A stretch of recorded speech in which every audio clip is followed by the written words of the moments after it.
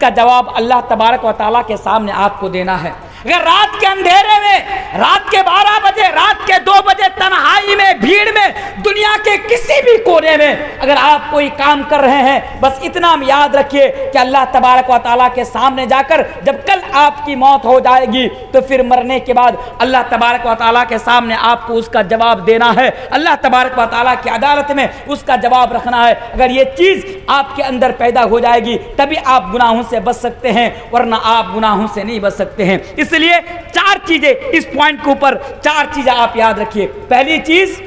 آپ کو نا دنیا چھوڑ کر جانا پڑے گا، یہ دنیا چھوڑ کر آپ کو جانا پڑے گا۔ جس دنیا میں جینے کے لیے آپ گناہ کر رہے ہیں نا، یہ دنیا چھوڑ کر آپ کو جانا پڑے گا۔ اللہ تبارک و تعالیٰ قرآن کریم کے اندر سورہ آل عمران آیت نمبر 95 185 نمبر آیت کے اندر ارشاد فرماتا ہے۔ 4 چیزیں بہت ہی شارٹ کٹ میں میں آپ کے سامنے بتا کر جا رہا ہوں۔ پہلی چیز، اے لوگو کل نفس ذائقۃ الموت، ہر انسان کو مرنا ہوگا۔ اے لوگو کل نفس ذائقۃ الموت، ہر انسان کو مرنا ہوگا۔ یہ دنیا چھوڑ کر ہر انسان کو جانا پڑے گا، یعنی ہر انسان کے پاس موت آئے گی۔ کل نفس ذائقۃ الموت، ہر انسان کو مرنا ہوگا۔ اچھا یہ بولیے، آپ کے گاؤں میں موت آتی ہے کہ نہیں آتی ہے؟ موت آتی ہے؟ آپ کے یہاں پہ لوگ مرتے ہیں؟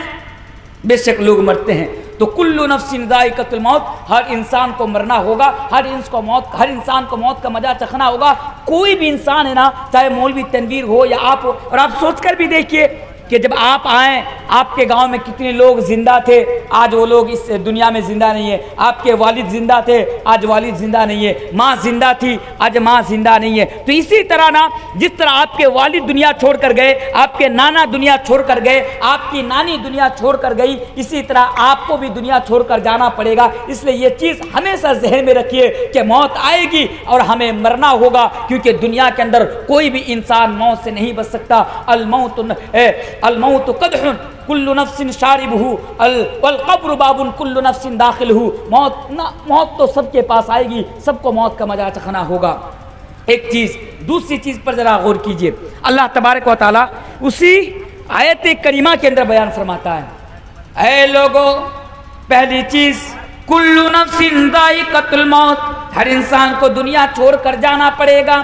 دوسری چیز وَإِنَّمَا تُوَفَّوْنَ أُجُورَكُمْ يَوْمَ الْقِيَامَةِ، آپ دنیا میں آئیں، 70 سال تک آپ زندہ رہیں، 60 سال تک آپ زندہ رہیں، 50 سال تک، 40 سال تک آپ دنیا میں زندہ رہیں، لیکن اس 40 سال کے اندر، 50 سال کے اندر، 60 سال کے اندر آپ نے جو بھی کچھ کیا نا، کل قیامت کے دن اللہ تبارک و تعالیٰ کے سامنے اس کا حساب رکھنا ہے۔ اگر آپ نے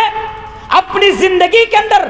کسی کو ایک گالی بھی دی ہے نا، تو اس کا بھی حساب کل قیامت کے دن آپ کو دینا پڑے گا۔ اگر دنیا میں اگر آپ نے کسی کے آم کے باغ سے اگر ایک آم بھی چرا کر کھائے ہیں نا، تو کل قیامت کے دن اس کا بھی جواب آپ کو دینا پڑے گا۔ تو یہ اس چیز کو بھی آپ اپنے ذہن میں رکھیے کہ دنیا میں میں جو بھی کچھ کر رہا ہوں، کل قیامت کے دن اس کا جواب اللہ تبارک و تعالیٰ کو دینا پڑے گا۔ میرے پیارے ساتھیو، اللہ تبارک و تعالیٰ قرآن کریم کے اندر بیان فرماتا ہے، اگر آپ ذرہ برابر بھی اگر غلط کام کریں گے تو اس کا بھی بدلہ آپ کو دیا جائے گا، اور اگر ذرہ برابر بھی اگر غلط کام کریں گے تو اس کا بھی بدلہ آپ کو کل قیامت کے دن دیا جائے گا۔ یہ 2 چیز ہو گئی۔ تیسری چیز پر ذرا غور کیجئے میرے پیارے ساتھیوں، تیسری چیز یہ ہے کہ فمن زحزح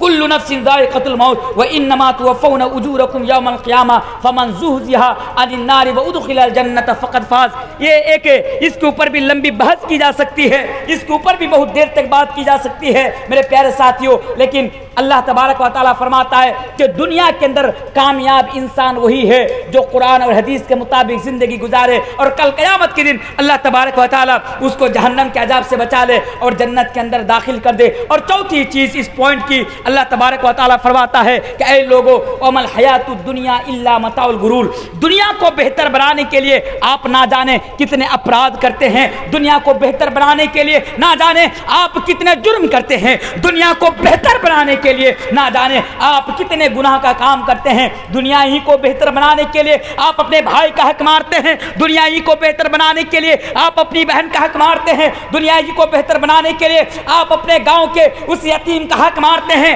آپ اپنے گاؤں، آپ اپنے گھر کے قریب اپنے پڑوسی کا حق مارتے ہیں دنیا کو بہتر بنانے کے لیے، لیکن میرے پیارے ساتھیوں اللہ تبارک و تعالیٰ فرماتا ہے کہ وَمَا الْحَيَاةُ الدُّنْيَا إِلَّا مَتَاعُ الْغُرُورِ، یہ دنیا کی زندگی تو دھوکے کی زندگی ہے، یہ دنیا تو بس دھوکا ہے۔ اس لیے میرے پیارے ساتھیوں اس کو بھی آپ اپنے ذہن میں رکھیے کہ دنیا چھوڑ کر ہمیں جانا پڑے گا، یہ دنیا چھوڑ کر ہمیں جانا پڑے گا۔ لیکن ہاں یہاں پر اور ایک حدیث مجھے یاد آ گئی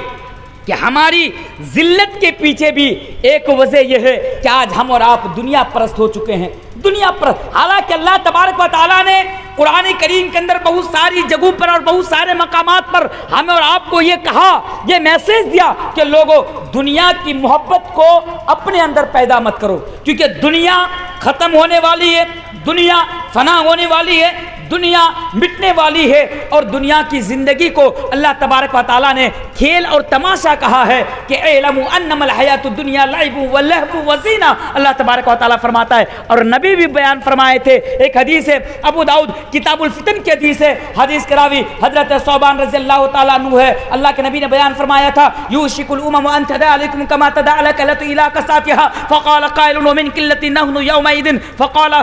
قال بل انتم یومئذ کثیر ولكنكم غثاء كغثاء السيل ولا ينزعن الله من صدور عدوكم المحبة منكم ولا يقذفن الله في قلوبكم الوهن فقال قائل يا رسول الله ما الوهن قال حب الدنيا وكراهية الموت۔ یہ ابو داؤد کی ایک بہت لمبی حدیث ہے میرے پیارے ساتھیوں، نبی نے بیان فرمایا تھا کہ جب تمہارے اندر دنیا کی محبت پیدا ہو جائے گی تو پھر کیا ہوگا کہ تم اس دنیا میں دشمن قوم تمہارے اوپر انیائیں کریں گے، تمہارے اوپر اتیاچار کریں گے اور تمہارے اوپر ٹارچر کریں گے۔ تو میرے پیارے ساتھیوں پہلے پوائنٹ کی یہ 4 چیزیں تھی، اگر آپ گناہوں سے بچنا چاہتے ہیں تو اس 4 چیزوں کو آپ اپنے اندر پیدا کر لیجئے۔ اور دوسری پوائنٹ جس کے اوپر میں ایک ہی چیز آپ کے سامنے بتاؤں گا وہ چیز ہے تقوی، کہ آپ اپنے اندر تقوی کو پیدا کر لیجئے۔ ایک انسان چاہے وہ شام سے لے کر صبح تک اور صبح سے لے کر پھر شام تک اگر وہ قرآن اور حدیث کی باتیں سنے تب بھی میرے پیارے ساتھیوں وہ گناہوں سے نہیں بچ سکتا، وہ انیائی اور اتیاچار سے نہیں بچ سکتا، وہ پاپ سے نہیں بچ سکتا جب تک اس انسان کے اندر تقوی نہ پیدا ہو جائے۔ تقوی مینس ہوتا ہے اللہ کا ڈر۔ آپ اپنے اندر اللہ کا ڈر پیدا کر لیجئے، اللہ کا ڈر پیدا ہوگا تو آپ گناہوں سے بچ پائیں گے، اللہ کا ڈر آپ کے اندر پیدا نہیں ہوگا تو آپ گناہوں سے نہیں بچ پائیں گے۔ اور ہاں اگر آپ اللہ کے ڈر کی وجہ سے اگر غلط کام کو چھوڑ دیں گے تو کل قیامت کے دن آپ کے لیے یہ بھی فائدہ ہوگا۔ آئیے وہ حدیث میں آپ کے سامنے پڑھ کر چلا جاتا ہوں۔ اے لوگو، اللہ کے پیارے رسول جناب محمد رسول اللہ صلی اللہ علیہ وسلم بیان فرماتے ہیں سبعۃ یذلھم اللہ فی ظلہ یوم لا ظل الا ظلہ۔ اے لوگوں، کل قیامت کے دن 7 طرح کے لوگوں کو، 7 پرکار کے لوگوں کو، 7 قسم کے لوگوں کو اللہ تبارک و تعالی اپنے عرش کے سائے تلے جگہ عطا فرمائے گا۔ 7 طرح کے لوگوں کو اپنے عرش کے سائے تلے جگہ عطا فرمایا۔ کس دن؟ اس دن ذرا سوچ کر دیکھیے کہ جس دن کے بارے میں اللہ کے نبی بیان فرماتے ہیں کہ یہ سورج جو آج دن کے اجالے میں ہمارے سر کے اوپر اٹھتا ہے، یہ سورج آج ہم سے اور آپ سے لاکھوں میل کی دوری پر ہے، کروڑوں میل کی مسافت پر ہے، لیکن کل قیامت کے روز ایک حدیث کے مطابق 1 میل کی دوری پر آ جائے گا اور دوسری حدیث کے مطابق 3 میل کی دوری پر آ جائے گا، بڑا نزدیک آ جائے گا، بڑا قریب آ جائے گا۔ میرے نبی فرماتے ہیں کہ لوگ پریشان ہو جائیں گے اور سورج کی گرمی کو برداشت نہیں کر پائیں گے۔ کل قیامت کے روز